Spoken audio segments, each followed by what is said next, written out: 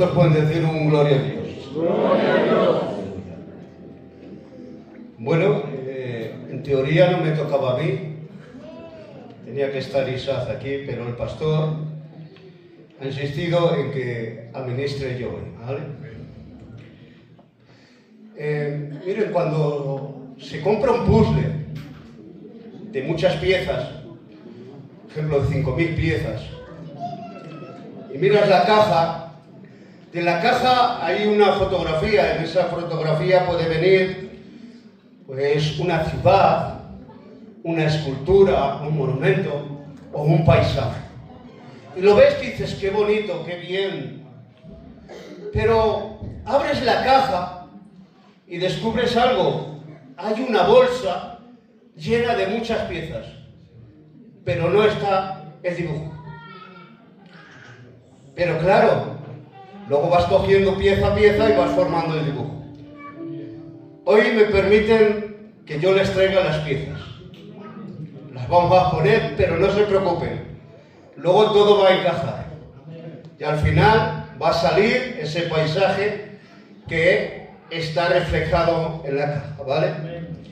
Vamos a seguir conociendo al Dios Espíritu Santo. Amén. Y el que tenga Biblia me puede acompañar en el Evangelio de Juan, capítulo 16, versículo 4. En adelante vamos a leer un texto un poquito largo, pero bueno. Dice su santa palabra en el nombre del Padre, del Hijo y del Espíritu Santo. Mas os he dicho estas cosas para que cuando llegue la hora os acordéis de que ya os lo había dicho. Esto no lo dije al principio porque yo estaba con vosotros. Pero ahora me voy al que me envió y ninguno de vosotros me pregunta, ¿a dónde vas? Antes, porque os he dicho estas cosas, tristeza ha llenado vuestro corazón. Pero yo os digo la verdad, os conviene que yo me vaya, porque si yo me fuere, el Consolador no vendría y vosotros, mas si me fuere, os lo enviaré. Y cuando Él venga, convencerá al mundo de pecado, de justicia y de juicio. De pecado por cuanto no creen en mí, de justicia por cuando voy al Padre y no me veréis más, y de juicio por cuando el príncipe de este mundo ha sido ya juzgado. Aún tengo muchas cosas que deciros, pero ahora no las podéis sobrellevar. Pero cuando venga el Espíritu de verdad, Él los guiará a toda la verdad, porque no hablará por su propia cuenta, sino que hablará todo lo que oyere, y os hará saber las cosas que habrán de venir. Él me glorificará, porque tomará de lo mío y os lo hará saber. Todo lo que tiene el Padre es mío, por eso os dije que tomará de lo mío y os lo hará saber. Amén a su palabra. Miren, es una de las escrituras en la cual el mismo Señor Jesucristo está mostrando a la Trinidad. Está mostrando al Padre, se está mostrando Él y está mostrando al Espíritu Santo. Amén. Miren, les voy a traer una revelación. El Espíritu Santo es Dios. Se han sorprendido, ¿verdad? El Espíritu Santo es Dios. Pero ¿qué entendemos como que es Dios? ¿Cómo entendemos esto? ¿Cómo llegamos a comprender qué significa que el Espíritu Santo sea Dios? Miren, si me permiten, me acompañan y vamos a ir a un lugar, vamos a saltar a un tiempo, a un espacio. ¿Saben? Antes de que existiera el tiempo, antes de que existiera el espacio o lo físico, no había nada, absolutamente, gobernaba la nada, pero en medio de la nada, en la esfera celestial, se encontraba Dios. Dios no está sujeto al tiempo, no está sujeto al espacio, ni tampoco está sujeto a lo físico. Dios habita en una esfera en la cual solo puede habitar Él. Entonces comprendemos a este Dios, y este Dios está formado en tres personas, pero una sola sustancia, un solo ser.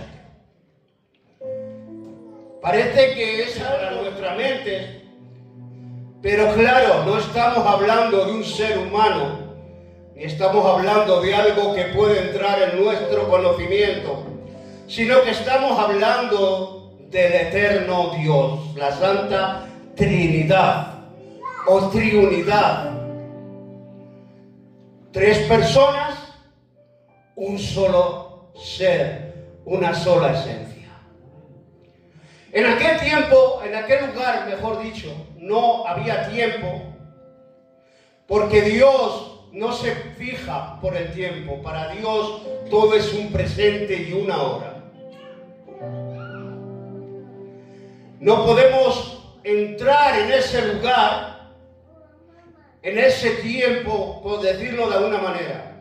Hay veces que hemos intentado aclarar esto diciendo que Dios es eterno, que si miráramos hacia atrás en el pasado, no tendríamos fin para encontrar, porque no tenía principio, o si miramos hacia adelante, no teníamos fin porque no encontraríamos final en Dios. Pero es que es más aún, en la esfera de Dios no hay eternidad. Es más, la eternidad está vista en Dios. Cuando empezamos a comprender esto, ¿qué es Dios? Intentamos poner nuestra mente para poder alcanzar algo que se nos escapa de nuestras manos, que nos va a costar mucho entenderlo. Pero en esta ocasión vamos a usar algo llamado fe y nos vamos a mover por medio de ella para alcanzar eso. Estas tres personas decidieron algo en esa esfera en la que habitaban y decidieron crear algo y empezaron a crear y crearon el tiempo. Pero claro, no podían habitar con ellos. Tenía que ser una esfera fuera de Dios. Y en esa esfera llamada tiempo tenía que haber no simplemente tiempo, tenía que haber espacio. Empezamos a contar como hacemos ahora nosotros, claro, que no es muy correcto, pero lo hacemos. Contamos los minutos, los segundos, horas, días, semanas, meses, años. Y todo eso lo contamos de una manera para nosotros podernos mover en esta vida. Pero en la esfera de Dios, para Él no existe ese mover. Por eso ha tenido que hacer algo fuera. Y le ha tenido que dar un espacio, un lugar. Cuando Dios no habita en el espacio, pues Él es espíritu. Y el Espíritu de Dios es sin forma. Dios no lo podemos englobar ni en el tiempo, ni en el espacio, ni en lo físico. Dios no tiene forma. Hay una expresión que se dice es amorfo. Para poner un pequeño ejemplo, lo diríamos así, es como el gas. Que mientras está envuelto en algo, por ejemplo, un globo, el gas toma la forma del globo, pero cuando explotas el globo, el gas se disipa y ya no tiene esa forma. Entonces estamos entendiendo que la forma del Espíritu, que es Dios, no tiene forma. Y estamos llegando a entender que Dios ha creado un tiempo y ha creado un espacio, y en ese espacio ha empezado a crear lo físico, la materia. Y dice la palabra en Génesis capítulo 1, versículo 1, en el principio creó Dios los cielos. Y ahí vemos cómo creó a los seres angelicales, los 4 seres vivientes, los serafines, los querubines, los ángeles y toda la corte angelical y celestial. Pero, ojo, ellos no vivían en la esfera de Dios. No pueden entrar nadie en la esfera de Dios, porque si alguien quiere entrar en la esfera de Dios, sería Dios. A ver si me explico. Luzbel, que Jehová Dios lo reprenda, dijo una frase: subiré y seré semejante al Altísimo. ¿Saben que no podía llegar a ser semejante al Altísimo? Jamás. Porque Él fue un ser creado con un principio, y al querer hacerse igual a Dios, quería hacerse también sin principio. Quería ser parte de la deidad de Dios. Y al querer ser parte de esa deidad, quería también alcanzar todos sus tributos, como omnipresencia, omnipotencia o omnisciencia, inmutabilidad o inmensidad. Jamás podría alcanzar eso. Por eso no se puede mover en esa esfera nadie, solo en la esfera de la creación. Y ahora estamos entendiendo que ha creado Dios los cielos, la tierra, todos los seres angelicales. Pero ha dicho: hagamos el cielo y también la tierra. Y ha formado el universo. Ha creado los planetas, las estrellas, las constelaciones. Ha creado la tierra. Y ya como plan final ha creado al hombre. La última creación de Dios fue el hombre. Y ahora que ha creado al hombre, estas 3 personas de la deidad, quiere decir, tenemos que mostrarnos de alguna manera en ellos, aunque hemos hecho al hombre inteligente, con una sabiduría especial, no puede entender nuestro conocimiento ni mi sabiduría. Tengo que hablarles de una manera para que ellos puedan entender. Pongo un ejemplo. Cuando vemos a un niño pequeño de unos 4 o 5 años, no le podemos enseñar aritmética. Porque si le enseñamos aritmética, el niño no va a entender nada. Primero le vamos a enseñar qué son los números. El 1, el 2, el 3, el 4, 5, 6, 7, 8, 9 y 0. Y luego todos los demás números se componen con estos. Y después que ha entendido cuáles son los números, les vamos a enseñar a sumar, que 1 más 1 es 2. ¿Y cómo haría un maestro para enseñar a un niño que 1 más 1 es 2? Para que ese niño pueda entender. Y hace un ejemplo, toma 2 manzanas y dice: mira, una manzana más una manzana son 2 manzanas. El niño lo está entendiendo, pero poco a poco va cogiendo un conocimiento. Entonces Dios, las 3 personas dijeron: tenemos que mostrarnos de alguna manera. ¿Y cómo vamos a hacer? Pues muy sencillo. Tenemos que decidir que uno se va a presentar como Padre, otro se va a presentar como Hijo y otro como Espíritu Santo. Tenemos que entender esto. Dios se muestra como Padre, como Hijo, como Espíritu Santo, para que nosotros podamos comprender, para que nosotros podamos entender. Porque el Padre, el Hijo y el Espíritu Santo, tal y como lo entendemos nosotros, no se diferencian en nada. Son 3 personas, pero es una misma sustancia. El Padre es omnipotente, el Hijo es omnipotente y el Espíritu Santo es omnipotente. El Padre es omnisciente, el Hijo es omnisciente y el Espíritu Santo es omnisciente. Y si miramos en su existencia, también la tenemos que englobar, por alguna manera, para entendernos que son coeternos. El Padre es coeterno con el Hijo y con el Espíritu Santo, el Hijo es coeterno con el Padre y con el Espíritu Santo, y el Espíritu Santo es coeterno con el Padre y con el Hijo. No le podemos poner un atributo al Padre que no tenga el Hijo o que no tenga el Espíritu Santo. Todo lo comparten en todo y por todo. Por lo tanto, entendemos que el Padre, el Hijo y el Espíritu Santo son Dios por igual. No podemos diferenciarlos y no podemos darle un lugar más privilegiado. Ahora, para que Dios se mostrara a nosotros, han decidido tomarlo de esta manera. Y ahora vamos a entrar en lo que es en la Biblia.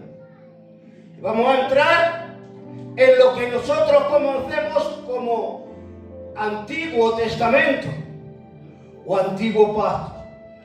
Y son los libros que van desde Génesis hasta Malaquías.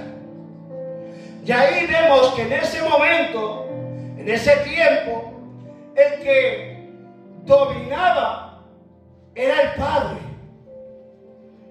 Y el que se estaba moviendo en todos los sentidos era Padre.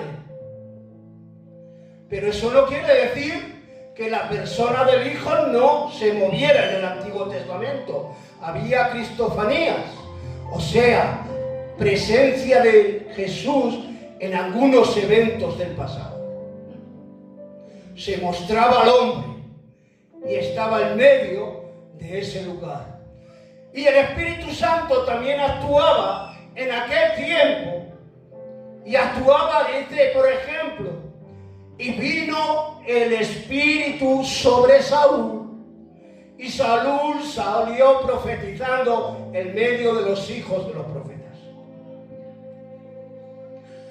En otra ocasión dice, y vino el Espíritu sobre Sansón, rompió las ligaduras, y con una quijada de asno fresca mató a 1000 filisteos. Un montón, 2 montones, Sansón mató a 1000 filisteos. Estamos viendo cómo actúa. Pero era el tiempo en el que se movía la persona del Padre. Pero ahora vamos más al lugar y al tiempo medio testamentario, la mitad del testamento, que son los que conocemos como evangelio, la transición.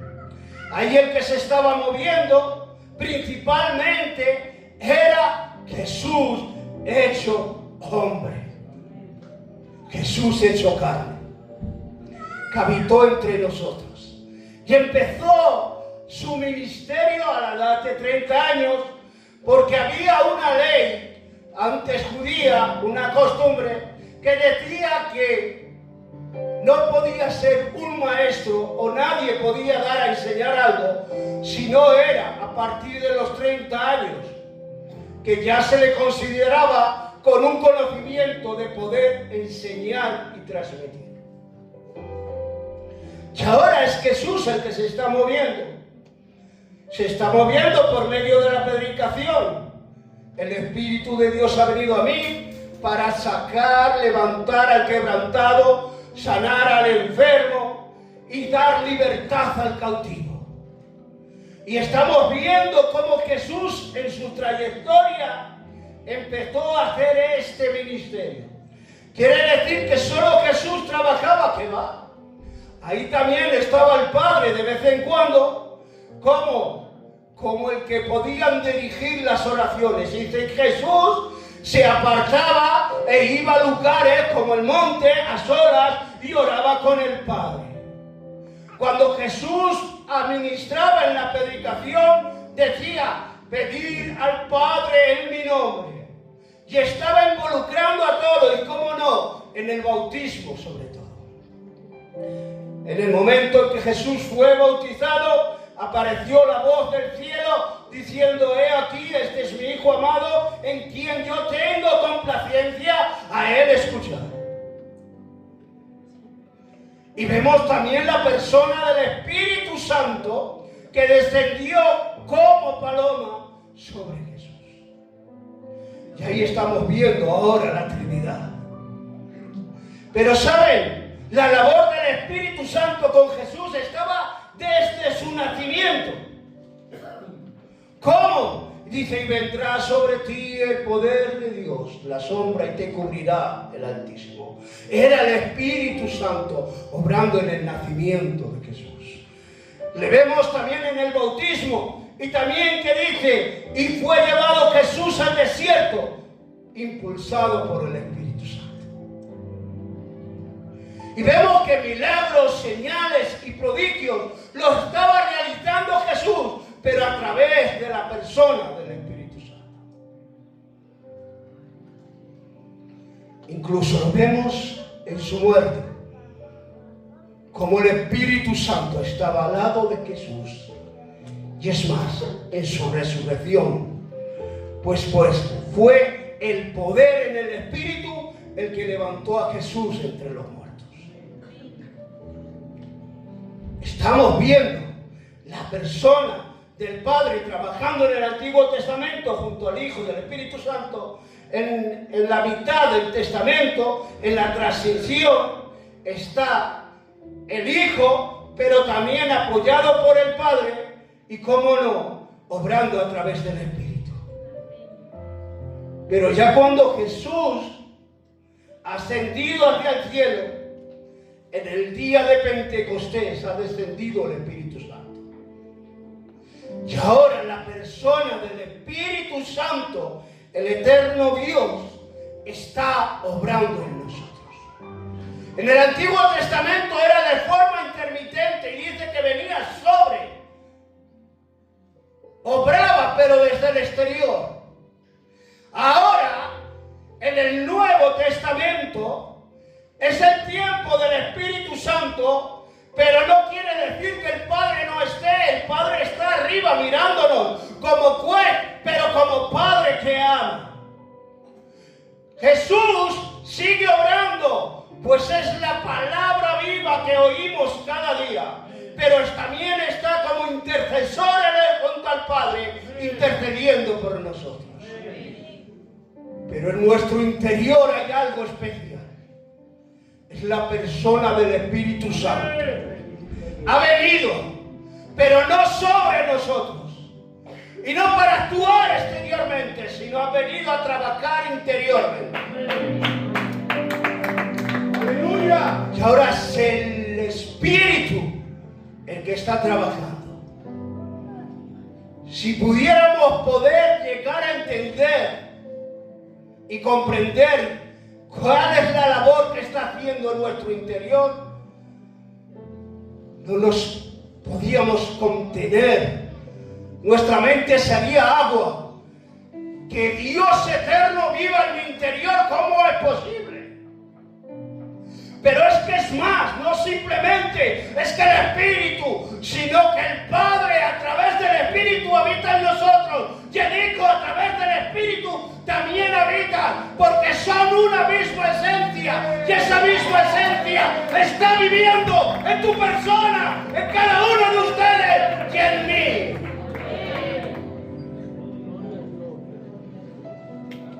La labor que está obrando el Espíritu Santo. ¿Cómo se comunica el Espíritu Santo con el hombre? Mirad, el hombre somos tripartitos.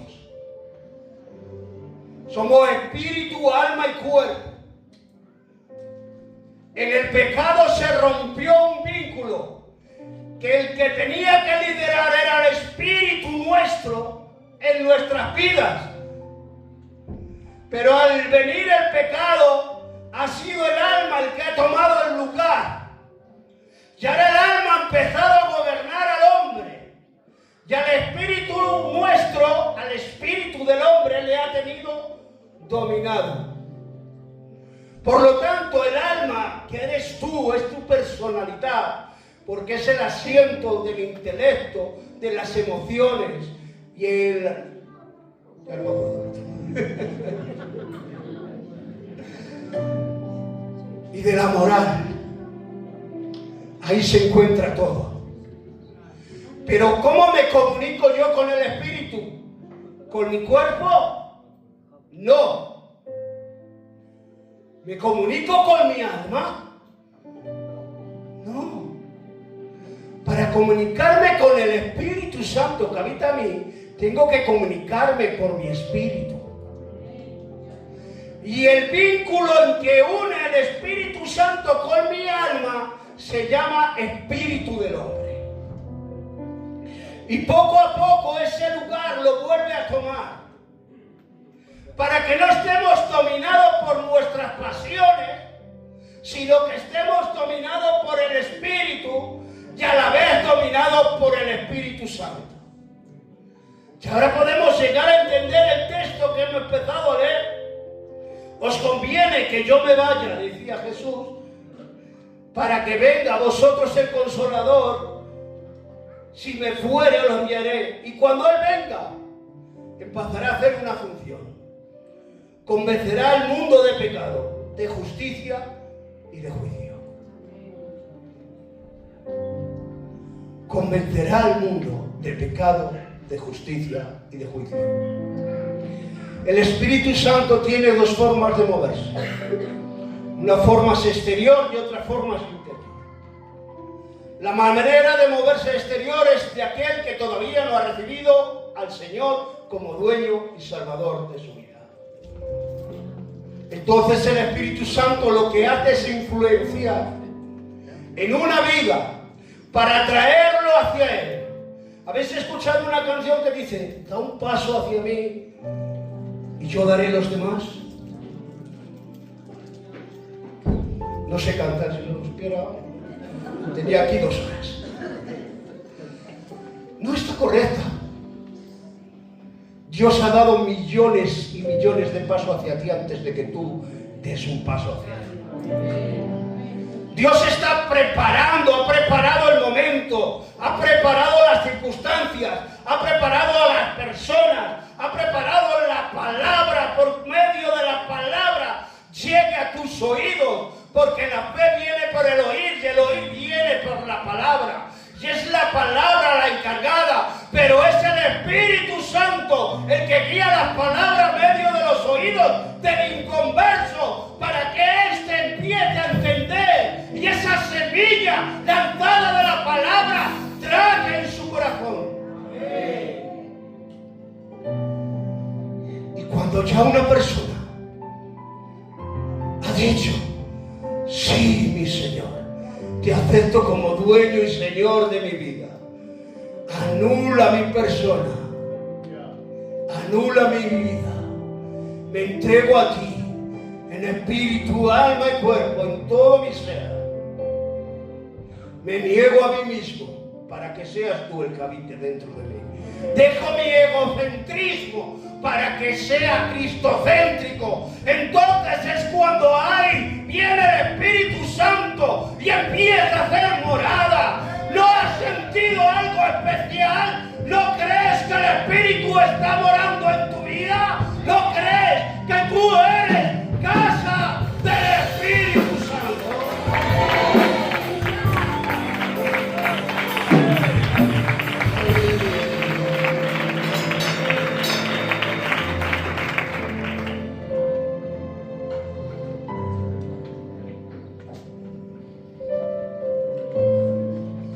Al mundo les tiene que estar convenciendo de pecado.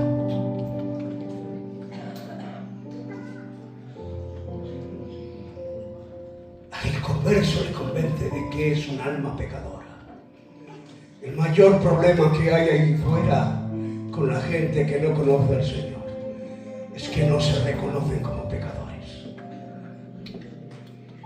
Pero qué dicha ese día en que Jesús ha venido a tu vida, que el Espíritu Santo ha tomado tu ser, te ha reconocido como pecador, como indigno de Él, como decía la alabanza: yo no merezco nada. Como el Espíritu va trabajando en ti cada día, como te hace ver que los deseos de este mundo son vanagloria, vanidad de vanidades. Y que los deseos que puedan surgir de ti, de tu corazón y de tu mente, del alma tuya, la concupiscencia de tu corazón, el Espíritu Santo viene tratando, volverando, diciendo: tú eres pecador, tú eres pecador. Cuando nosotros le decimos somos pecadores, Él viene diciendo: pero hay una sangre del Calvario, hay una sangre derramada, hay una sangre de Cristo que está brotando, que no simplemente cubre como en el Antiguo Testamento, sino que limpia, purifica, santifica y te hace acepto delante del Padre.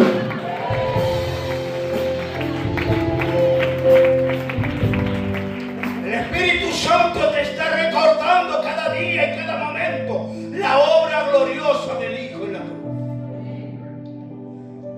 Como el Padre entregó a su Hijo, porque de tal manera amó Dios al mundo que ha dado a su Hijo, para que todo aquel que en Él crea no se pierda, mas tenga vida eterna. Te está recordando los tiempos, los pasos, las huellas que el Señor dejó en esta tierra para que sigamos sus pisadas. Te está recordando cada sílaba y cada momento del Evangelio. Te está llevando y diciendo: había un juicio para ti, pero ha venido el Redentor, el Cordero sin mancha, el inocente, pagando tu culpa, y te ha hecho libre de esa deuda que ahora eres afecto ante el Padre.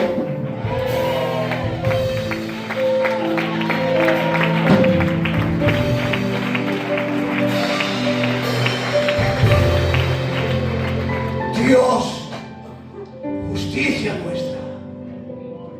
Qué bonito. Vuelvo a repetir: Dios, justicia nuestra. No somos justificados por las obras, porque por gracia sois salvos por medio de la fe y no por obras, para que nadie se glorie.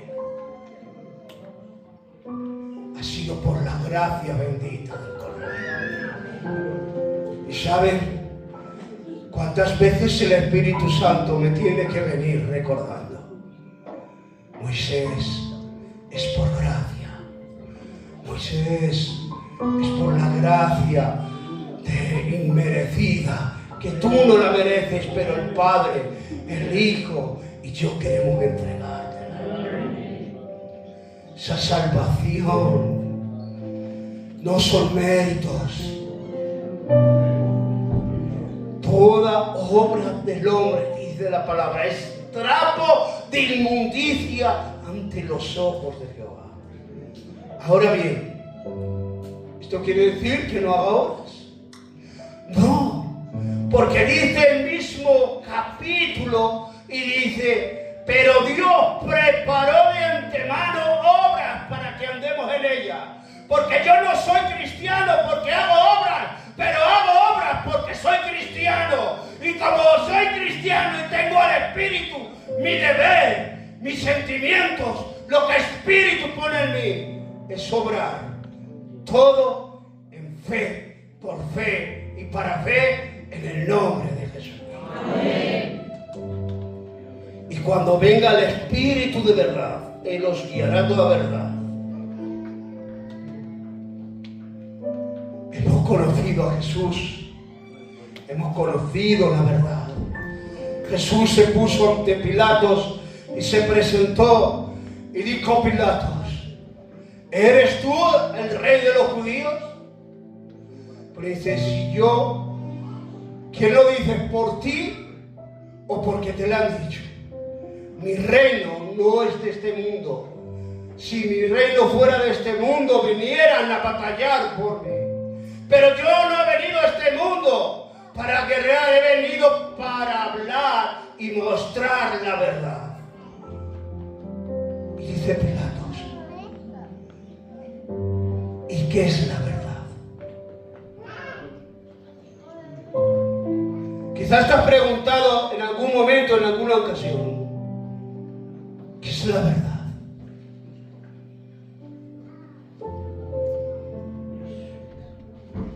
¿Es verdad todo esto? Con todas las cosas que están aconteciendo en este mundo y en esta sociedad. Es verdad que todo esto, y hacemos preguntas que lo hace la sociedad y decimos, si es verdad, ¿por qué hay guerras? ¿Por qué hay hambres? ¿Por qué hay necesidades?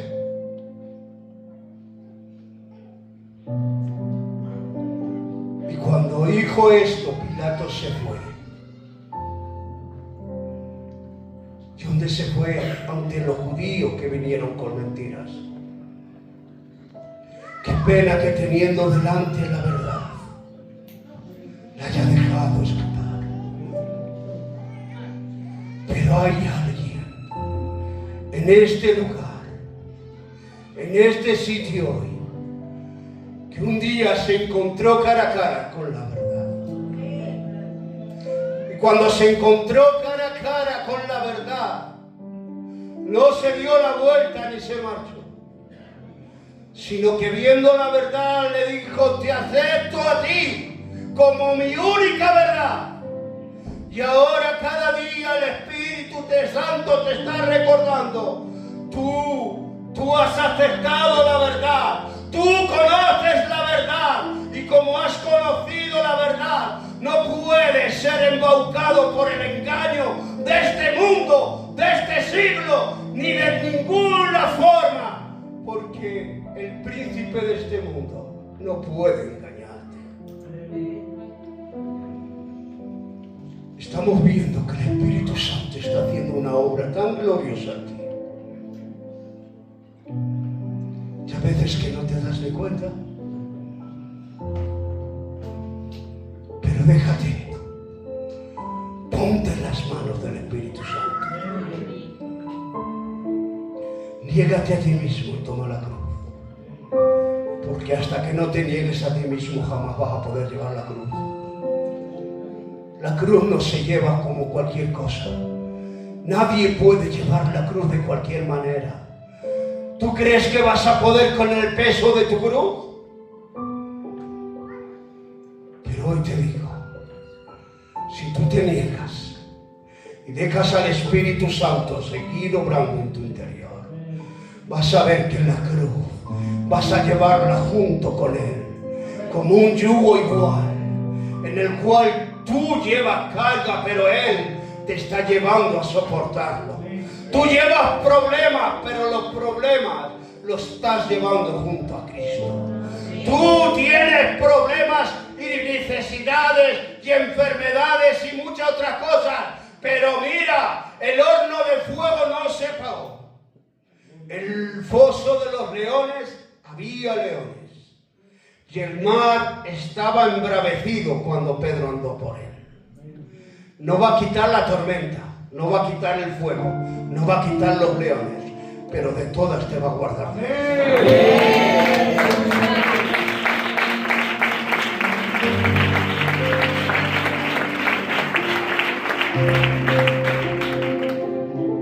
Hay una labor que quisiera recalcar y termino ya.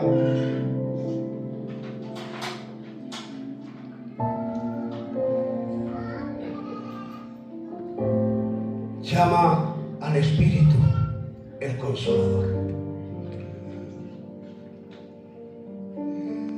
No hay experiencia más bonita cuando viene a consolarte. ¿Qué trato tendrá? ¿Qué trato tiene el Espíritu Santo con su consuelo? Que el alma más afligida y dolorida, que está en un quebranto constante y un lloro sin fin, es restaurada, es llenada de paz, es fortalecida y dice, no lo entiendo, no comprendo, no lo sé, pero hay un gozo en mí que me ayuda a caminar. Es que tienes el consuelo del Espíritu Santo. ¡Qué tremendo! Te invito a que lo experimentes en tu vida.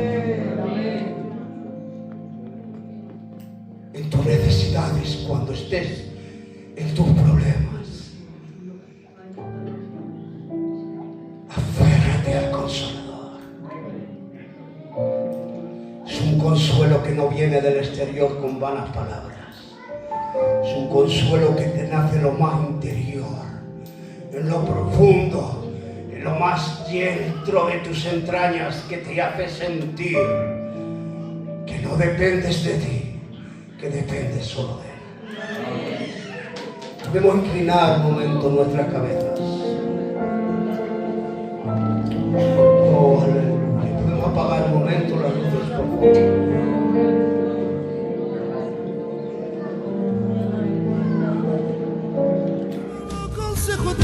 Es urgente, me hace falta, Padre, yo